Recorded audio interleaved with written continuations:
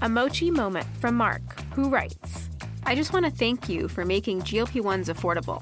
What would have been over $1,000 a month is just $99 a month with Mochi. Money shouldn't be a barrier to healthy weight. 3 months in, and I have smaller jeans and a bigger wallet. You're the best. Thanks, Mark. I'm Myra Ahmed, founder of Mochi Health. To find your Mochi moment, visit joinmochi.com. Mark is a Mochi member compensated for his story. The family that vacations together stays together. At least, that was the plan. Except now, the dastardly desk clerk is saying he can't confirm your connecting rooms. Wait, what? That's right, ma'am. You have rooms 201 and 709. No, we cannot be 5 floors away from our kids. The doors have double locks. They'll be fine. When you want connecting rooms confirmed before you arrive, it matters where you stay. Welcome to Hilton. I see your connecting rooms are already confirmed. Hilton, for this day.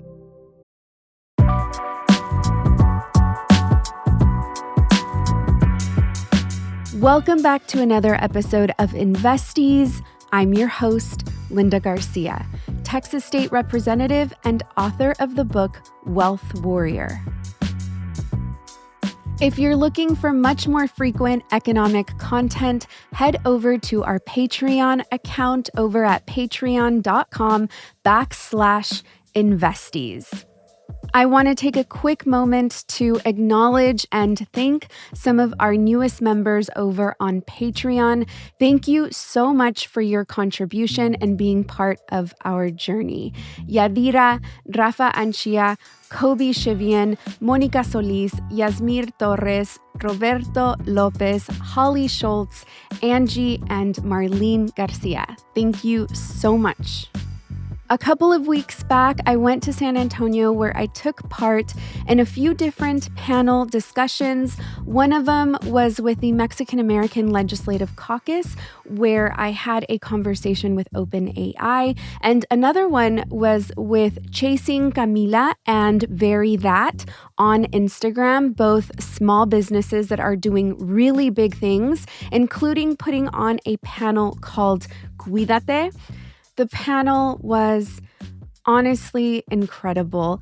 It was moderated by Erica Prosper, who is a local community leader in San Antonio. And then we also had the actress Angel Aviles, who was in one of my favorite films of all time, Mi Vida Loca. And I have been on this panel before. Chasing Camilla on Instagram is my best friend for 25 years now and counting. And she has produced this event with @VeryThat on Instagram, Christina. So I felt very comfortable in this space having had this conversation on this stage previously. It was beautifully curated. The set looked like a Mexican grandmother's living room, which made it so much more comfortable and, I guess, open for me to feel safe and also extremely vulnerable. I did contemplate whether or not I wanted to publish this conversation because of how intimate it got, but I thought that it was important for me to open up in this way and share this necessary conversation with you. Just because sometimes we have the answers to certain experiences in life, it doesn't mean that those answers always remain with us. As we are growing and expanding, we can get lost in the growth and the expansion and the newness. And right now, I sort of feel lost and I'm finding my way. When I agreed to this panel about a year ago, I never would have imagined that this would be the outcome. I also would have never imagined that I was going to get to share the stage with Angel, an actress who is so near and dear to my heart, and just getting to have her speak to me at this moment in time felt so surreal. In those moments, I really felt like I was time traveling to 13-year-old Linda and edifying her. It was an incredible conversation.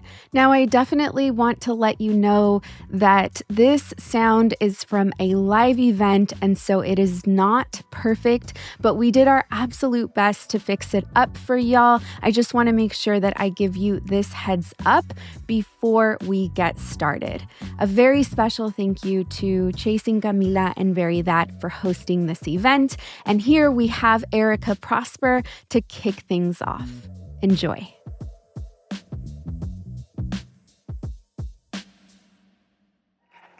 It's a really important time to make sure that as we think about taking care of ourselves, our creativity, our healing, we also remember to take care of our culture and talk openly about the value that our culture brings. And the whole idea of Cuidate and what it really means among us. Because I think we can all agree that being in front of course, Representative Garcia and Anke, is going to be a very healing journey to me as a moderator. So I hope that it means the same to you. A couple of people I want to also shout out to Camilla, who I know is over here with the Marina Project. One of the youngest executive directors of a nonprofit, and she started when she was really young. Fantastic organization as well. And then the best Café de Olla place in the state, Goya Express back there. I've known these two ladies and their journey in many ways, and I think they represent what we're going to talk about today. So let's get into it, because Cuidate is supposed to be about a frank discussion on how do we make sure we take care of ourselves physically, ourselves mentally, and our soul, but also ourselves financially, right? And that is why we have two amazing female representatives, two Latinas up here to talk to us. And I want to start first with you, Representative. Can I call you Linda? Please, please, please. I'm going to start with you, Linda. Your journey has been an amazing journey, and obviously thank you for jumping in the fight and becoming the latest representative, Latina representative. But walk us through your journey, because most of it has been about financial well-being. Walk us through your journey and how that became a passion. I want to take us a little bit further back than just where I'm at right now, because I feel like a lot of the times we see people on panels and we're getting an introduction of the highlight reel of where they currently are. But I stopped living with my parents at 12 years old. I became a mother at 14 years old. I was in gangs. I lived an extremely rough life. And in the peak of my gang life from 1990 to 1994, when I gave birth to my daughter, I did, like, blood in, blood out. Jesse Borrego, please say hi. And Angel here, I mean, to get to see myself on camera, to get to see myself represented in exactly what I was moving through at the same time was something that was a seed in my heart and gave me aspirations, because yes, I was seeing my real life reflected, but I was also seeing someone that was in Hollywood participating in media. And so my journey started a long time ago. I cannot tell you what I feel.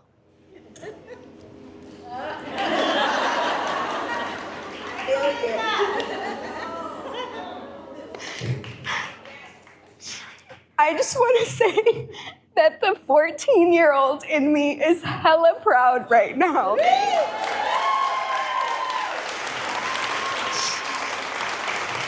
And it's not because I'm Texas State Rep. It's not because of all of that other BS. It's because of these real intimate moments like this, where I'm getting to see some incredible people and look them in the eyes and tell them exactly how I feel and how they have impacted me. So just needed to get that off my chest.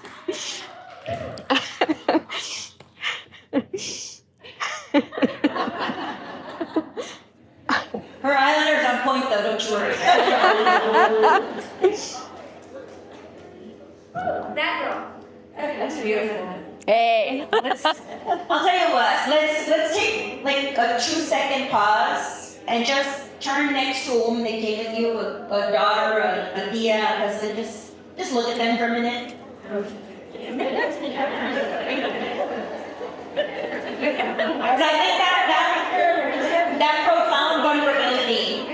that profound vulnerability is actually a big strength for us.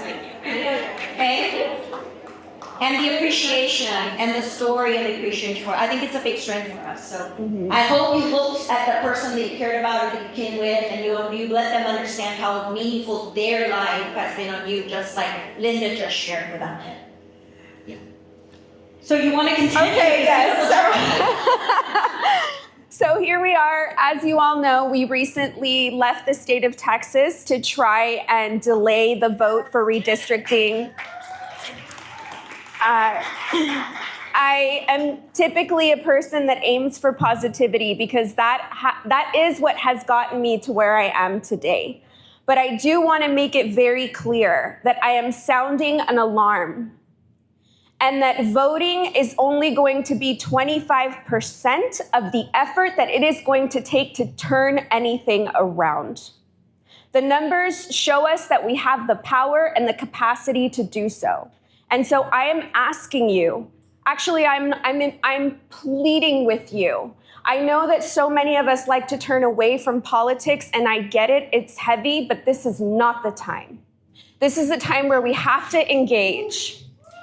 You're going to have to find candidates that you want to get behind and amplify their message. And you are going to have to pick up the phone and make phone calls. If you can donate, make donations. If you can block walk.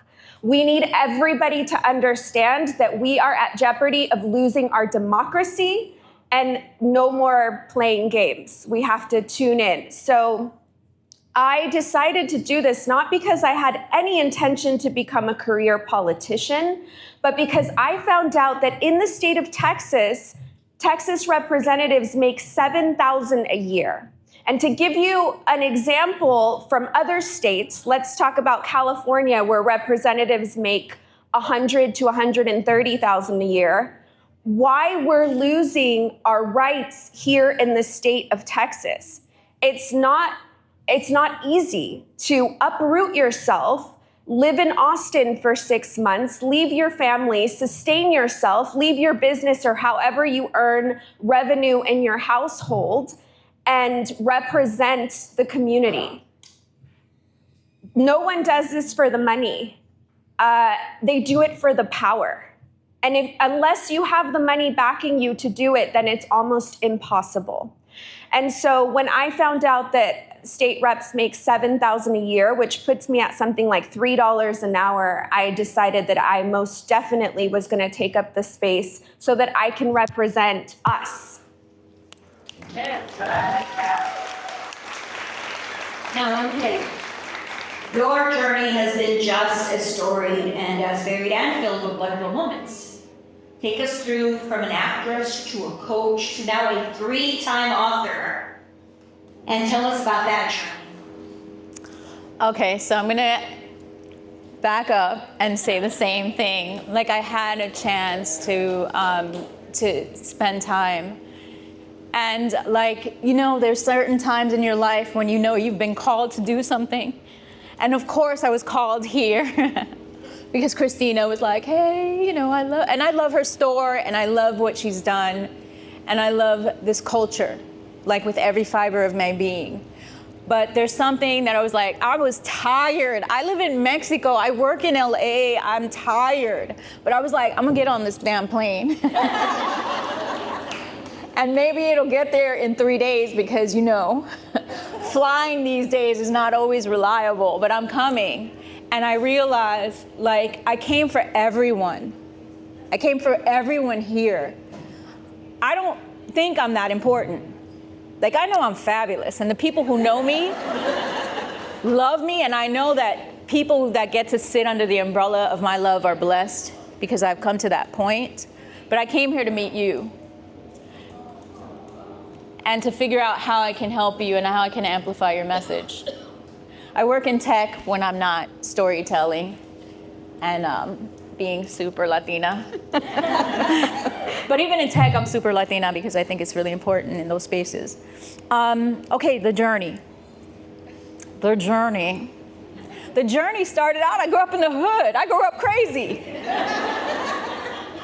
And I made it out.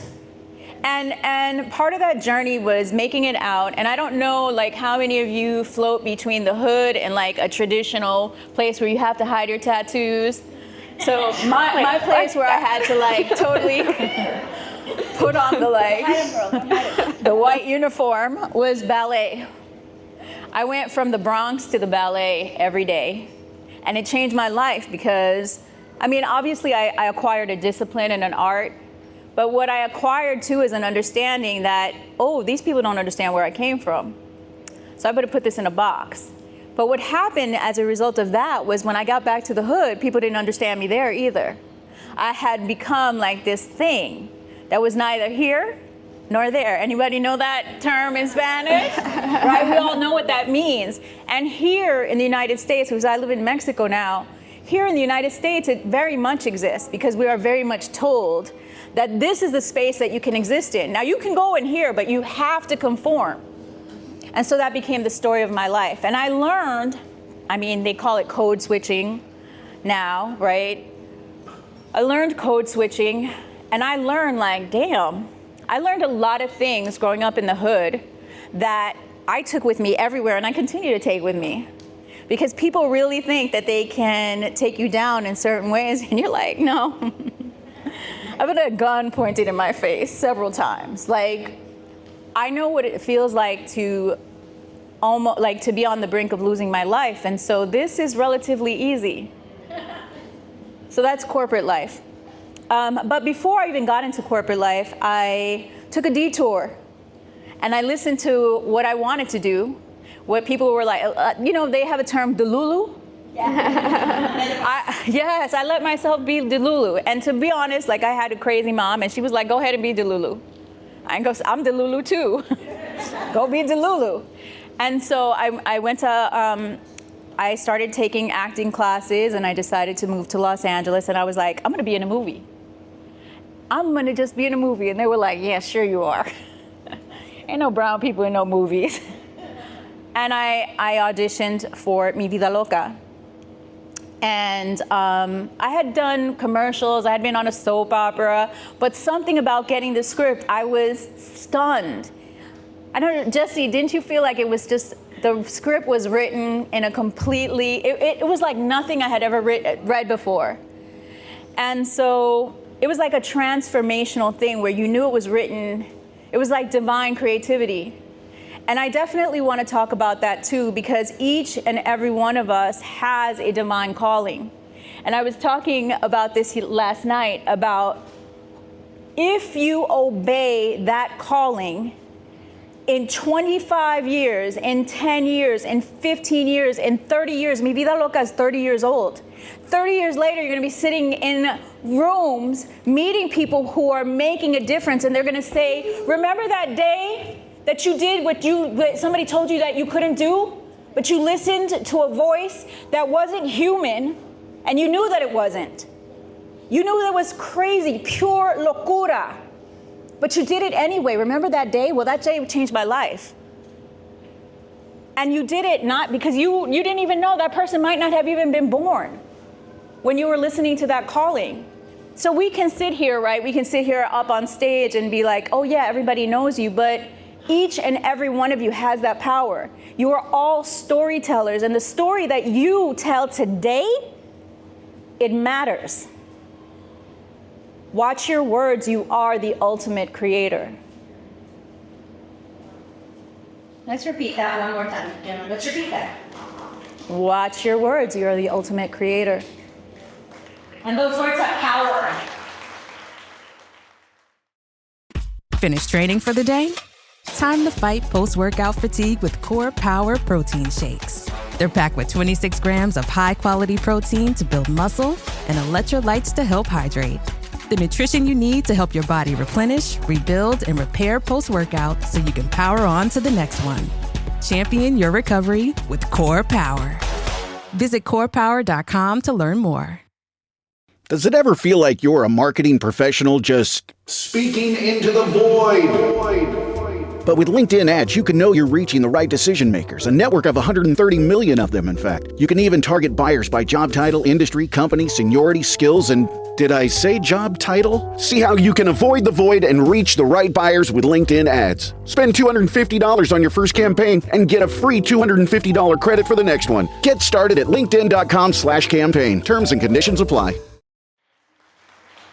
Let's talk about the divine, because I do think that there is something that you both have a calling to do, and you both touch in different ways that part of not just a woman, Latina, but I think of that humanity. Because we're here to talk about how we take care of ourselves. Some of us we don't, right? And so each of you has chosen a different path. And I want to understand, why do we always overlook taking care of ourselves financially? Because you said it, we have the numbers to be powerful. We have the votes to be powerful. We do. We even have the money to be powerful. I just read we're still the number 5 economy in the world. Why don't we ever realize that inside of us? You know, the first thing that comes to mind is we're very servicial. We always, everything we acquire, we really truly want to give away. You know, we grew up in households where if there was enough rice and beans for 2, there was surely enough rice and beans for 3. We always made the space. And so I think even just in reflecting in my own personal journey of how much I would just give away and not necessarily put myself first. And I think it's really important to understand that in order for us to make true impact or massive impact, it's important for us to give to ourselves first, just like in anything else, right? But also more specifically with money. And I think our ancestors, it's important for us to know that our ancestors are the original merchants. Our ancestors are the original stock market. Our ancestors understood trade. This was adopted from us. And so I think every time we see something taken away from us, there's something embedded in us where we just, end up rejecting it. Maybe it's the pain of having it taken away, but it's really important for us to also start moving towards understanding the economy and understanding money and how it works. I can tell you that this next step, this next level, I feel like I'm playing a game. And then in this level that I'm playing on, the reason that I am able to have dialogue with my Republican colleagues and I have to work with them to pass bills, I do not have a choice. They are the majority in the state. And most of the reason they listen to me is because they're looking at someone and their jaw drops when I can talk to them about the economy and I can talk to them about the stock market. It has opened so much space for me. And so what I want to share is that these are the systems that we need to plug into, just like technology, that we have to understand the way it works so that we can start playing in that space. It's crucial. I think that's an entirely amazing thing to recognize. It is one of those things that anyone asks me any advice on getting on a board, I say learn how to read financials, because they never expect it. They never expect a woman, literally Latina, to know how to read a financial sheet and ask questions. I think that's a powerful thing. The second thing I want to know is that you're right.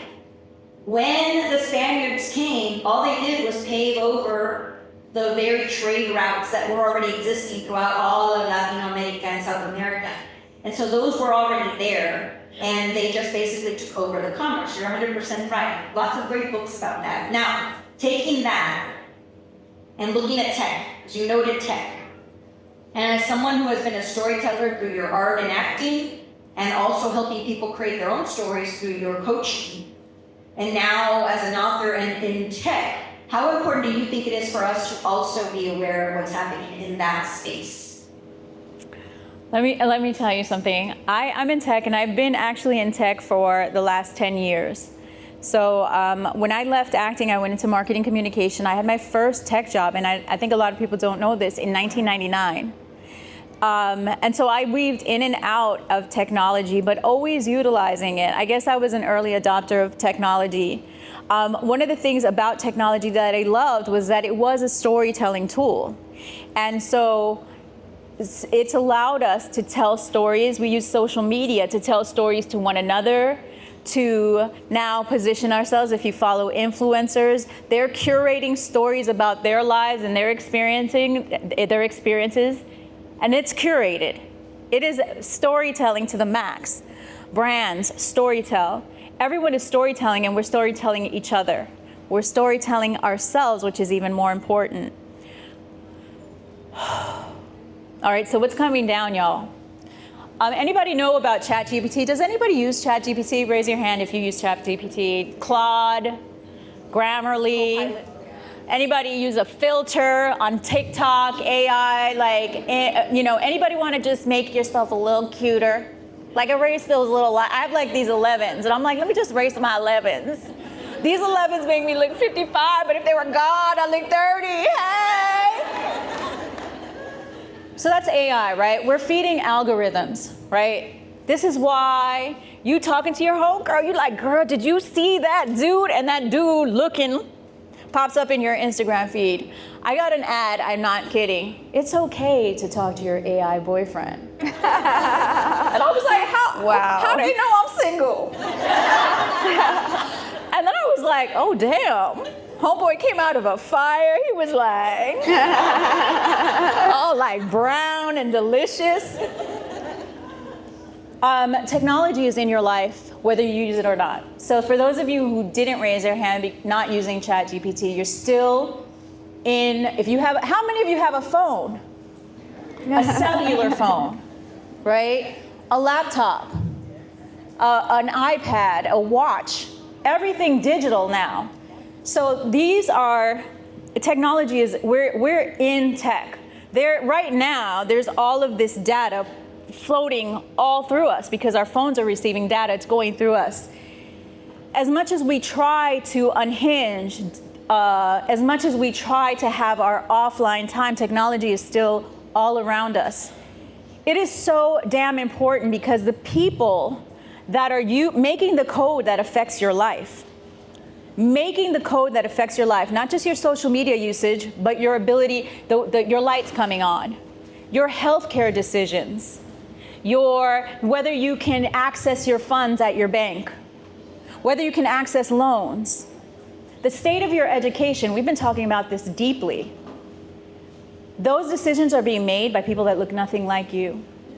They don't look like you, they don't come from your experience, they're not your gender. They have no idea. It's a very myopic, small group of people that are making these decisions. And it's increasingly important that you become involved in legislating and making sure that your legislators are protecting the things you say. Did you know that, anybody use Apple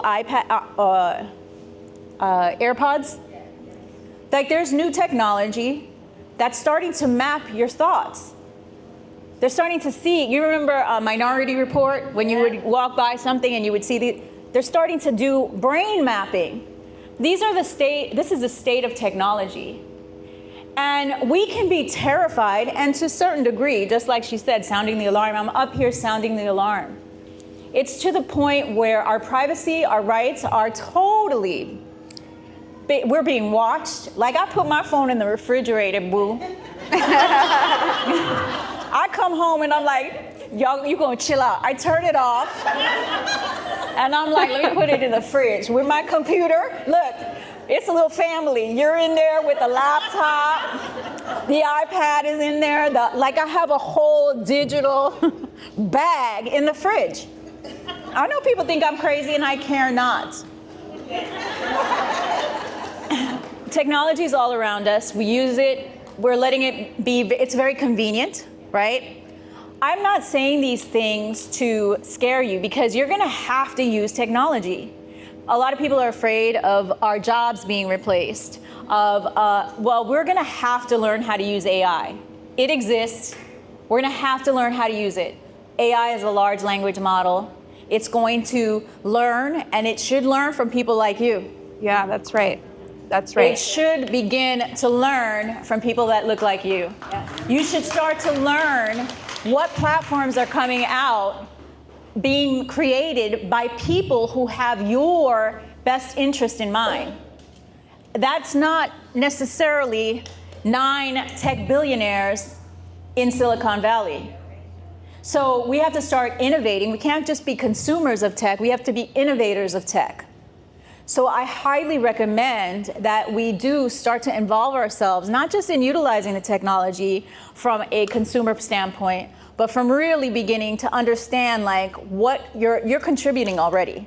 Become conscious consumers and conscious contributors to technology. That's great advice.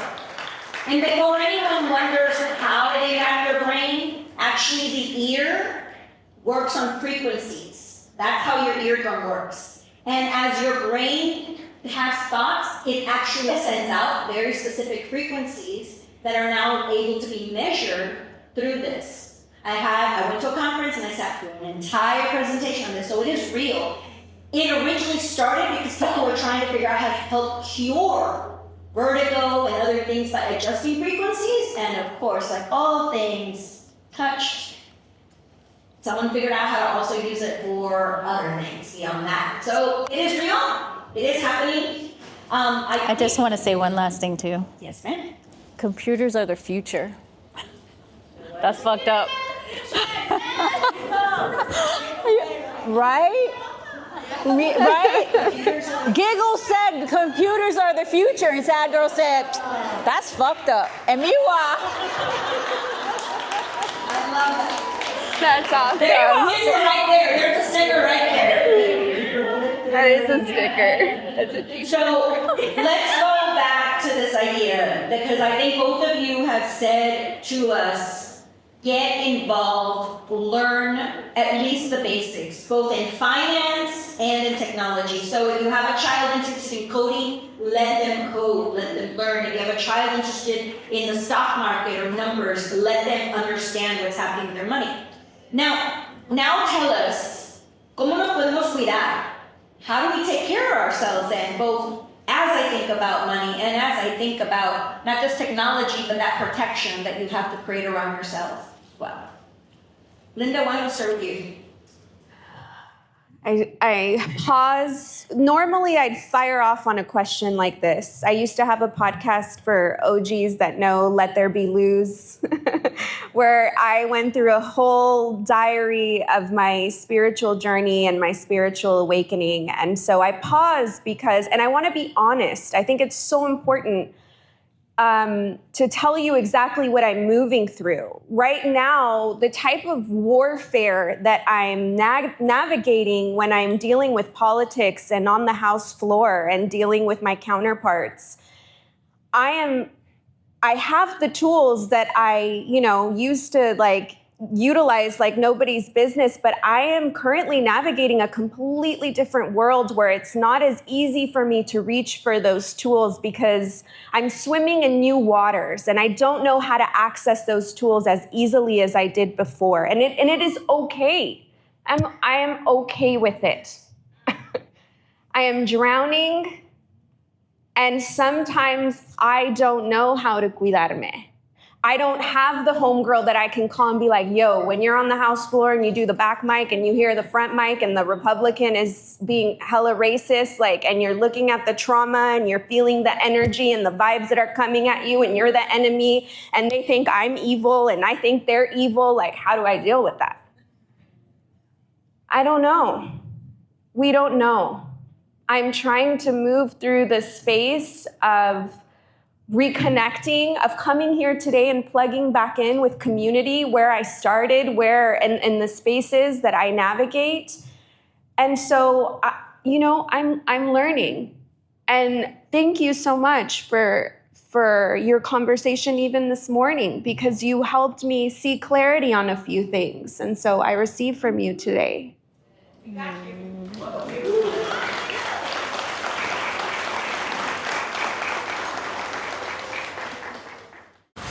Tuesday on NBC, Jimmy Fallon and Bozoma St. John host the highly anticipated new competition show. I hired 10 creatives from all walks of life. They will be battling it out to see who can impress the world's biggest brands. This is a huge opportunity. This is the battle for the next big idea. This is not play. We're spending millions of dollars. I'm so excited to embark on this adventure with all of you. May the best idea win! On Brand with Jimmy Fallon. Series premiere Tuesday on NBC. Wish you could become a morning person? You know the type, up before the sun, early morning runs, first one to the office with donuts and a smile. How do they do it? Easy. With the new Galaxy Watch 8, sleep tracking and personalized insights from Samsung Health help you improve so you can wake up to a whole new you. One who, dare I say it, skips the snooze?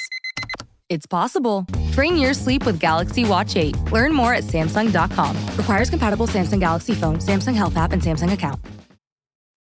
I think one of the best things you can do for yourself is to stop and admit when you don't know where you're going, but have that knowledge that connecting back to your community is somehow going to get you through it. That's such a beautiful sentiment. And it's a sentiment I think we all need to remember after today. Part of Cuidate is to stop, is to recenter yourself. And I appreciate you sharing that with us. What do you think, Uncle? What can you add to this? I agree. I think that one, like shamelessly admitting that we don't always know where we're at. Like shame is the devil, right? It is the bottom of the frequencies of all frequencies, right? Is anyone familiar with David R. Hawkins? He was a scientist. He was a psychologist and an MD, and he did muscle testing against what he called the lie. And so he created this map, and it's called the emotional scale of consciousness. And at the bottom of the scale is shame, and then you have apathy and grief, and then you move into anger, which is where I like to hang out. Right? Because I feel like, look, I may be ashamed, but shame feels shitty, right? But I can be hella pissed off about something, and at least I feel like I'm moving, right? Because down here in shame, you're hiding. Shame feels physical. It feels like this, right? But like anger feels like, what's up? That's right. Right? You might be like, right? But at least you're moving, right? How do you stay pissed off, but other people listen to you? Because when you get pissed, they shut you off. Oh, that's a loose question. She's in politics. I'll be fighting. I'll be like, bitch, what? What? Come at me. They stop listening. They stop listening, and then you're the pissed off Latina. Okay, so here's the thing. In the emotional scale of consciousness, right, you have shame, right? Shame, grief. It's important to, and I'm here standing up because now, woo! Yes, we love it. Shame and grief. They're non-moving, right? They're stagnant, right? And everything is meant to keep us in those spaces, right? You're too brown, you're too fat, you're too skinny, your titties too big, they too little, you're ugly, you're stupid, You're dumb. right? All of these things. You're too broke. You're broke. You're illegal. You're illegal. There's all, like, you can keep eating this diet of shame that keeps you in anxiety and keeps you paralyzed. And so that's a great place to leave you because you're not moving, you're not a threat. Grief, we experience grief, and grief is real, right? We experience grief because things die. They could be people, they could be ideas, they could be dreams. Countries. Things, everything dies. Now, although death is a natural process, we're also taught that death, because it hurts, we don't want to deal with it. We don't want to feel, we don't want to live in that grief. But grief is natural. And if we acknowledge that, we're allowed to move out of it. Apathy is when you just don't give a fuck. Like, I don't care. What the climate as it exists is created. The media that comes at you on a regular basis is created to keep you, if you're not shameful, or if you don't feel like you're grieving about it, well, then you're at least apathetic. Because you're tired, you don't have time, it's exhausting, you don't want to deal with it. You're hopeless. You feel helpless. So all of those really lower scale frequencies keep you down there. When you move up to anger and fear, because fear gets you moving too. You're like, what? You know, like, right? But those are elevated states, right? Fear, anger. But as you begin to elevate out of that, courage, right? We get courageous. So in our courage, we might, if we don't handle our courage well, like if our courage comes entirely from anger, we might say some shit that's off the cuff and now people can't hear us, right? But at least we're still moving. Eventually we can move into neutrality. Like when I get courageous and I say, okay, we're gonna talk about this. I'm ready to speak now. I'm not necessarily angry, but I'm courageous. I'm ready to confront whatever it is that has aggravated me, annoyed me, or whatever I feel is unjust. Now I want to get to neutrality because I want to take my ego out of it. I don't want it to be about me. I want it to be about the mission, right? If you become mission-centric as opposed to self-centered, where it's about me winning. If I'm not in this to win it, but I'm in this to be mission-centric, that's where you're the queen, right? Where you can stand there and you can take it, and you don't have the homegirls to tell you, but you're mission critical. Because the mission is bigger. It's like why I can stand up here. I'm an introvert. I want to be in mi casa with a gatita. You know, unas sábanas, an elote. You know, but the mission is bigger. Angel, is that why it matters to come to a community like this? Yes. Because then the mission starts being you and it becomes you. Yes. So as we progress through that process, right, we move into neutrality, and then we move into a sense of peace, like the ultimate, the top of the chain is not joy. It's love. It's enlightenment, right? We're making our way up. We can't go from being ashamed into enlightenment. There's a whole range of feelings between that, and you have the right. It's a discussion. It's not a discussion. It's a decision. At every step, it's a decision. At what point? Where do you want to live? It's your emotional body. Being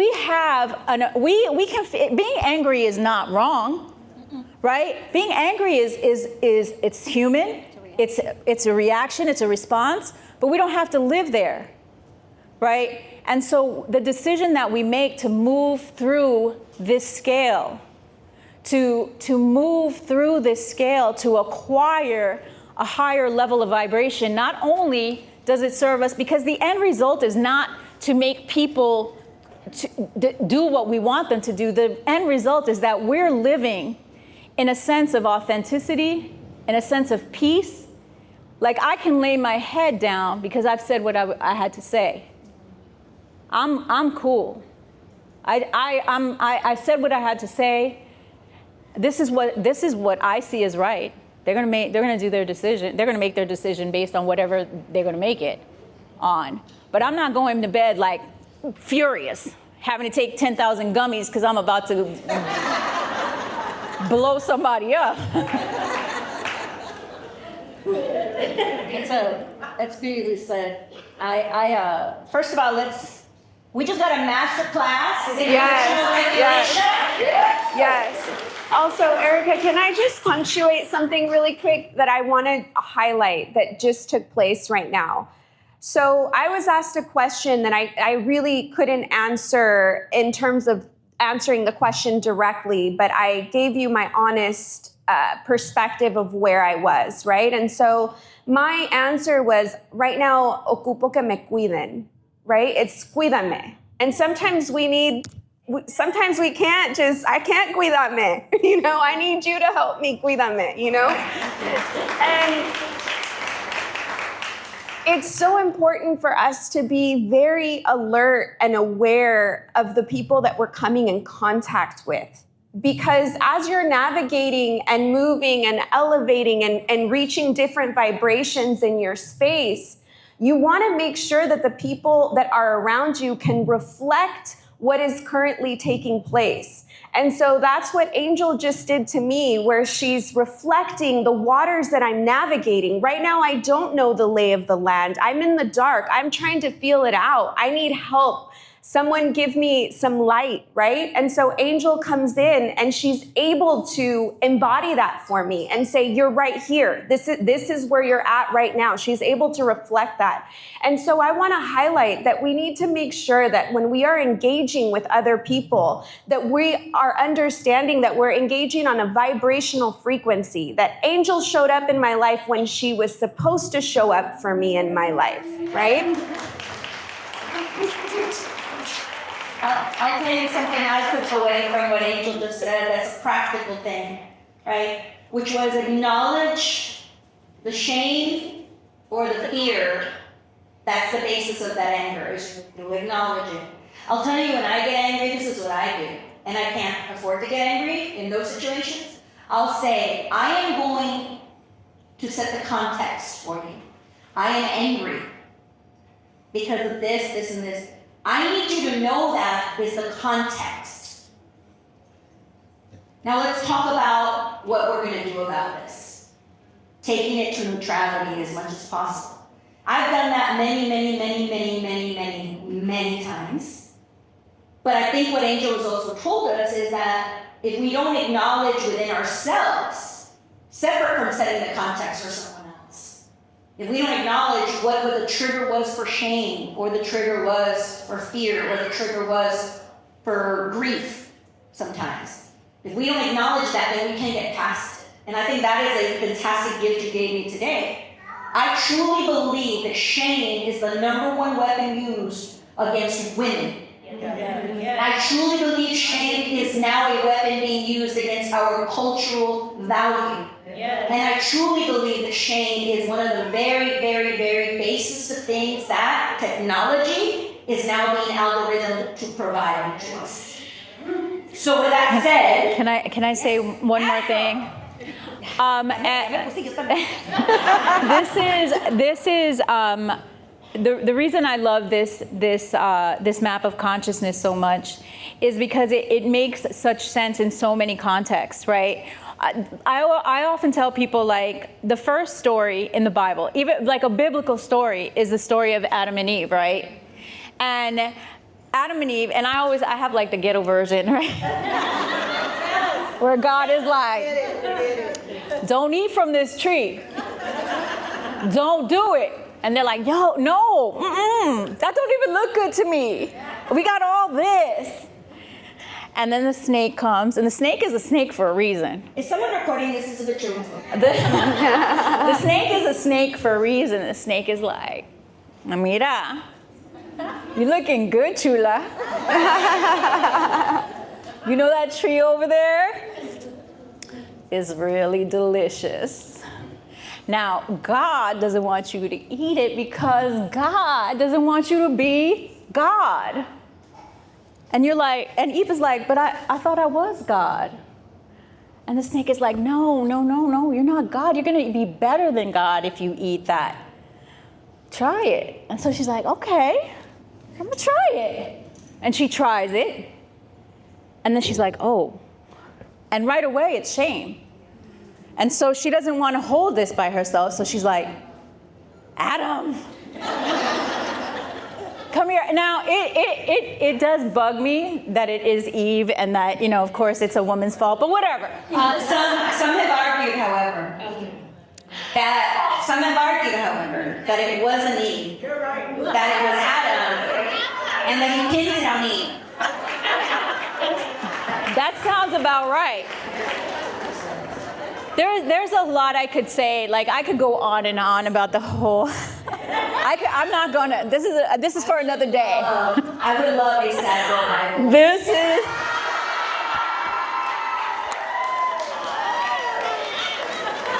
It would be a whole thing. Let me tell you. It would be a whole thing.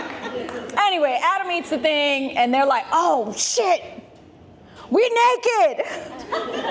Let's go get some clothes." And God's like, "Hey babies, where you at? Where you at?" And they're hiding. And when God comes and finds them in the garden. God says, hey, I was calling you. Where were you? And they say, oh, we went to go get some leaves to cover ourselves up because we were naked. And God says, who told you you were naked? Like, it's so basic that shame is a weapon. It's weaponized against us. And when you feel it, it's really important that you identify where that's coming from, because it doesn't belong to you. It's not in your spiritual repertoire to feel shame. We are not in our most divine when we're feeling shame. This is why the vibration, and I'm not saying like our human experience, this is all debatable. Like, we might have it in there just because it adds interest. You know, like, there are certain things, like if you want to be enlightened, some of us don't. I often think, I'm kind of enjoying my humanity. I kind of like being mad. I don't know if I want to be like a star being and not have the degrees of emotion that I've been able to feel. But when you're really, really sick because you've been emotionally beat down and you've burnt out, and you're tired, and everything feels heavy, it's nice to elevate out. And it's nice to recognize that we are being, like, we're allowed to come in and out, we're allowed to float in and out of these, and we do have control. Like, emotional feelings, our emotions are biological things, right? These are chemical responses happening within us.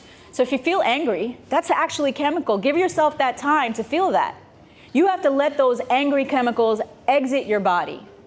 Anything after like a day, baby, that's you. Right? Like, you still mad at your ex from 10 years ago? That shit left your emotional body like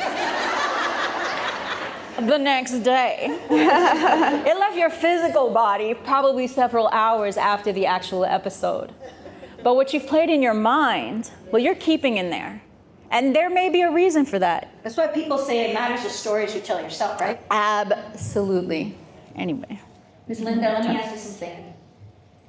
Around this discussion, because you have had to climb many mountains of shame, right? In terms of what society tells you to be ashamed of, right? Yes. Not just being fortunate to have a child, not just being fortunate to find a career in finance and work your way through to the top of that, and now obviously having a career representing thousands of voices.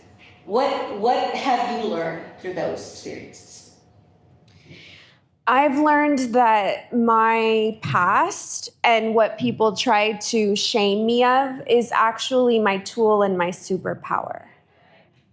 That just like Angel said, like when I was in gangs, that's how I learned how to organize and strategize. And I learned about loyalty. I learned about, I learned about all of the tools that I still actively need today.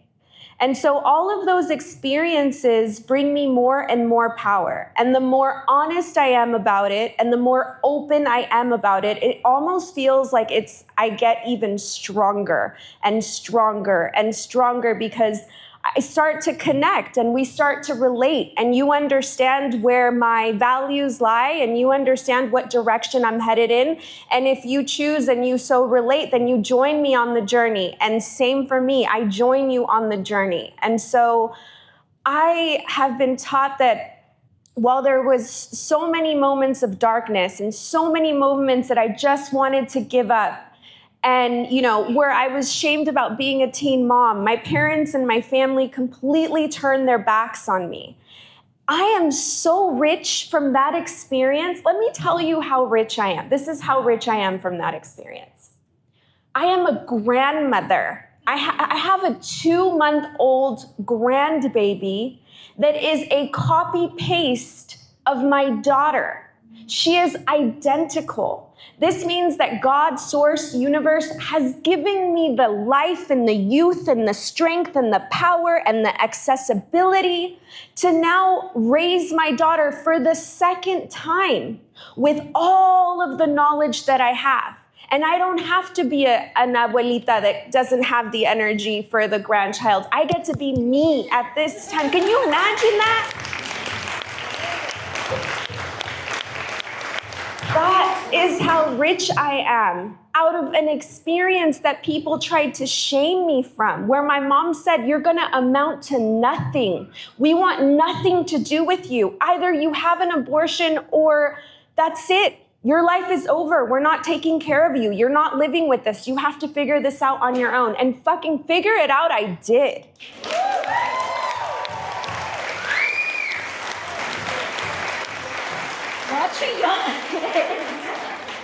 I want to point out something you said that I think is a very powerful reflection point. While I'm crying, actually. You said, when you're honest with yourself about those inflection points, those points of shame, of what other people think is shame, and you're honest of the gift they gave you, whether it was a good thing or a bad thing at the time, but you're honest about the gifts they gave you in the long run, that is a very powerful way to heal.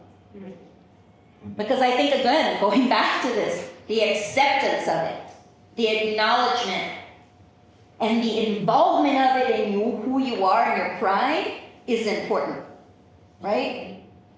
Many of you know I introduce myself as a farm worker, because that's part of my experience, the gift they gave me. That's part of who I am. So as we think about the healing, and the healing portion of cuidarnos, being together, engaging and sharing in that frequency. Looking forward, and you may, again, you may not have the answer, which is fine, right? But what can you share with all the women and men here today about what to look out for as you heal? Because this is not an easy thing. And it's never ending, honestly, I think. But what can you share of what things to look out for so they don't give up on this wonderful, everlasting circle? You asking me? I'm asking you. One of the things I would say is, like, even if you read my book, I wrote the book 10 years ago. Let me see, when did I write that book? So I started my practice in 2011. I had my first client in 2011. I started writing a workbook. Like, it was just a bunch of processes for me to find my way, and what I was doing to find my way out of the darkest time of my life. Like, agreed, we had this discussion yesterday where I was like, I just would wake up and go, oh God, are we serious? Like, are you expecting me to do this shit again? Like, why am I alive? When I prayed that I wouldn't open my eyes this morning, why am I here? Like, those are moments, those are real. And again, it could be a moment where I feel shame, but I want to share that because I'm standing here and I could be smiling, but I couldn't be here without that version of myself that couldn't get out of bed. That version of me that would cry in my closet for hours. That version of me that missed weddings, missed significant days because I was agoraphobic, I was claustrophobic. I could not go outside without having panic attacks. That version of me that had to go to the hospital because I thought I was having a heart attack, but no. The doctor was like, you're 38, your body is perfectly healthy. Your mind, though, you're having an anxiety attack.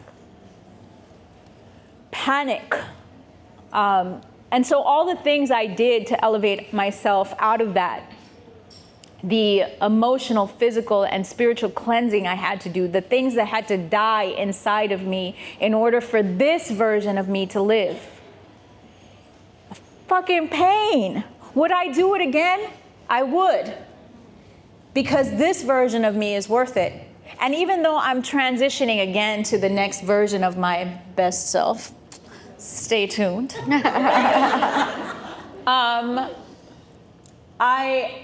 I recognize that I still have her and her and her and her and her exponentially since birth and before that to thank, because I'm this body this person, this emotional, spiritual, physical body is paid for in full by the versions of me that existed before. That's right. That's right. Can we try something different? But can everybody close their eye and just say to yourself or out loud, I accept this version of me right now? I accept this version of me right now. I thought a lot was about forgiveness, and really it was. When I wrote this book, there's a whole chapter on forgiveness because I was an angry person. I had a lot of forgiving to do, and mostly I had a lot of forgiving to do for myself. But as I moved into this version of myself, it's less about forgiveness and more about acceptance. Last year, I spent like 6 weeks in Mexico, in Quintana Roo, and I was in the jungle. And there was a house where there was nobody around. And for the first time ever, I walked around naked in my house. I had been a dancer. Yes, woo!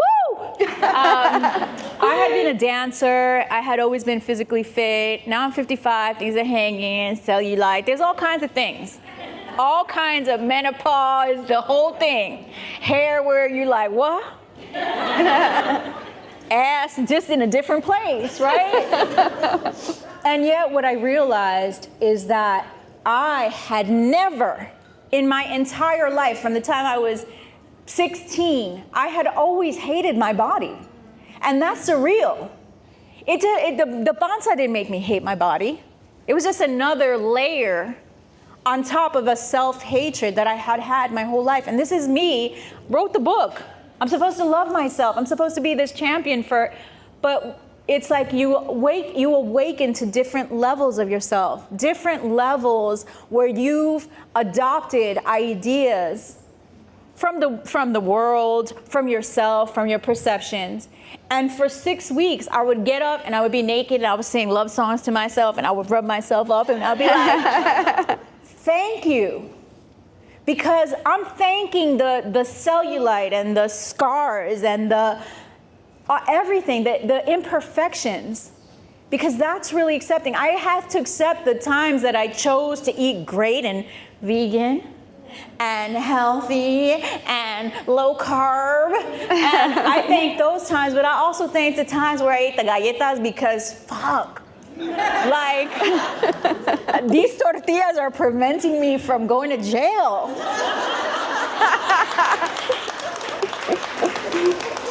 Yes.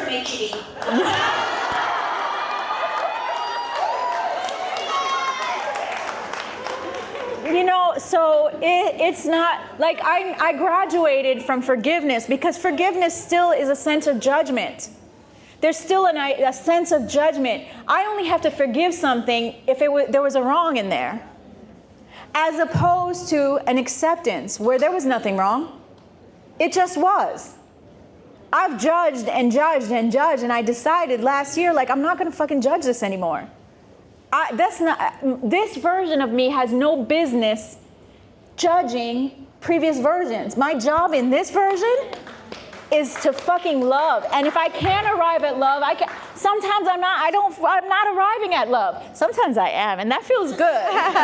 Sometimes I'm like, oh yeah. Oh. And then sometimes it's like, I'm accepting you. You fine. Especially during pozole season. You good, we fine, we're good. But it's a sense of non-judgment. It's just a sense of pure acceptance. We're gonna let Miss Linda finish us off. Any advice on the healing? And if you don't, because I know again you're going through it. How about this?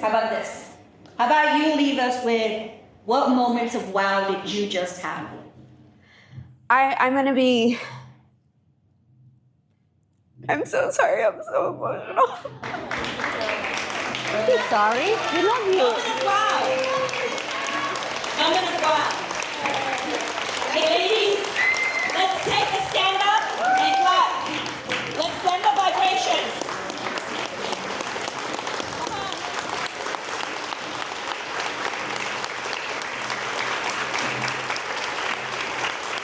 Michael.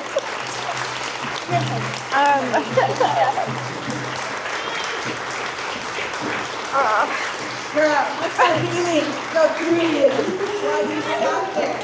While we sat there. the last 6 months have been the most difficult 6 months. I have felt the weight of what is happening in America and wanting to just do something. And so I have found myself in this space where I started having feelings of just wanting to close my eyes. I haven't felt that in over 25 years. And I started to get really scared. How am I arriving to this dark depths of a place? Coming here today was very difficult. It feels like just going to the next thing has been very difficult. And even just sharing this with you is not easy because we see our politicians and we see people that are sitting on stages and giving panels and they've arrived, right? And I have no idea where I am, but I want to tell you that I appreciate you all taking the time to be here today and witnessing this. What I just experienced, I kid you not, it's almost like I had another awakening. I had another moment. I had so many points of realization sitting here, something that I have not experienced in at least 10 years. I am not kidding. And so I don't know what energetically is happening right now, but I know that this is so much more deeper than I could ever imagine. And it's almost like I can feel all of our ancestors here in the room with us today. This is like the only thing I can, it feels like church. I don't know what's happening. And so just, no, I don't think that you are feeling any less. What you felt was many women, I think, coming to terms. Some of you might have let go of shame that has been carrying you. Some of you may have understood something deeper about yourself, who you're with. Some of you may have also had the same panic of what, and that's what you felt. You felt women and men here today taking care of each other. That's it. That's what you felt, and more importantly, I think you felt them taking care of you. Ladies, gentlemen, can we hear an amazingly loud and joyous thank you to our two panelists?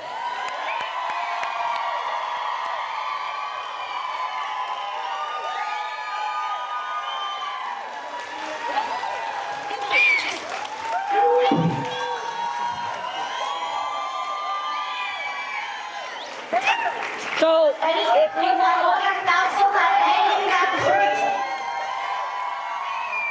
amazing. Normally we would have tequila, but we're gonna do this. We're gonna hold hands, hold hands. Ready? Hold hands. All right? Here's our final goodbye. Barriga! Bravo!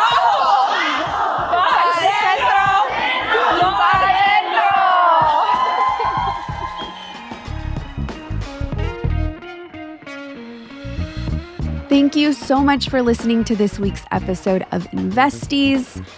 I'm going to ask you for a small favor. If you haven't already, and you are in fact enjoying this podcast, I'd like to ask you to please take a few moments, head over to Apple Podcasts or wherever you listen to your favorite podcasts, rate and review Investies. This helps us reach more listeners and is a small token of appreciation to myself and our producers. Thank you so much. You're listening to a Cosmic Standard production. A very special thank you to our team, Asia Simpson, Eliza Smith, and Jacob Winnick. I'm your host, Linda Garcia.